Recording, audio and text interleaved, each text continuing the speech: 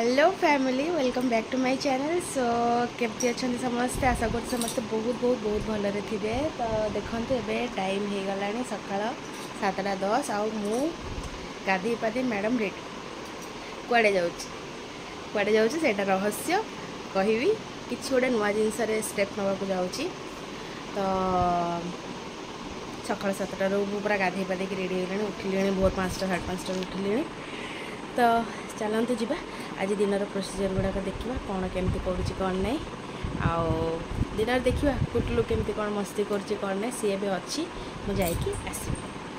माँ अच्छा संभाड़े मु चली। तो चलतु देखा दिन सारा कौन कौन हो गुटू को केमती सजे ये देखु मुझा को लेंबू लुण पानी रखी ठंडा हो जाटा कौच पीब है देखिले देखी देखी ए नाक देखु कुटू देखी ए नाक नाक अवस्था तार कौन कुटू नो नो नो नो आज्ञा से आइसक्रीम खाली खाइब बोले या ठंडा पानी को आइसक्रीम कौची तक कहले पिंधे केबे पिंधेनी ताकू से पिंधि देखु कुटू बोले हाय कुटू बोलो हाय हाय कुटू बोलो hi hi Kutu hi Kutu welcome हाँ वेलकम वेलकम बैक कहबेनी बैक टू माई चैनल ना चैनल बोले नहीं चैनल फ्लाइंग किस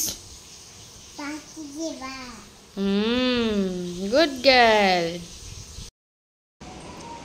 जमती कि आज आसला पर मुझे देखी मो कुटलू केमती कौन खियापिया कर कौन पीऊँ कौन नहीं खाई तो से शोई पड़ा उठला टे खेलुला मुझे मोर पढ़ापढ़ी व्यस्त रहीगली कहीं टाइम नहीं आ लेखा लेखी बहुत अच्छे। तो मुझे व्यस्त हो गली इवनिंग रू स्टार्टिंग होगला आमर एपटे वर्षा जोरे उठेला पाखापाखि संध्या बेले तार बाबा आसिले से मस्ती कौन कर कम से बाहर को गले वर्षा स्टार्ट माने वर्षा हैनी जोरे माने पवन फवन होगी पूरा वर्षा आसला एबे पर्यंत वर्षा हैनी वर्षा उठे किंतु देखा जाऊ कौन हम कौन नहीं बाकी लाइन बार बार कटुला ऑन ऑफ होता। तो ता भीतर कुकिंग बुकिंग सारी आउ फोन धरिया टाइम हैलानी आउ मोर भी बहुत आज हेडाक होता कहीं फर्स्ट बाहर को गली एत टाइम खरा भी बहुत होता एत ह्यूमिडिटी होता जे बहुत माने अनिजे अनिजे फील होता आसला पर बहुत माने माइग्रेन पेन टाइप रो होता मते माने मुंडरे दी थर बाम लगे लास्ट को माने ऑयल मसाज कला परे टिके कमी स्लाइड कमी एवं भावुची खाई माने अल्प टिके लेखिकी शोई पड़ी काली सकाଳେ पुणी उठिकी जीवार अच्छी तेणुक बेसी टाइम वेस्ट न करी जीवा। तो आसला बेले हजबैंड आसला बेले बहुत जिनस सासु पठे जमती कि क्षीर पोड़ पिठा बनई की पठे बहुत बढ़िया होता सबुठ बेसी टेस्ट थिला क्षीर पोड़ पिठा आउ पणस पाचिला पणस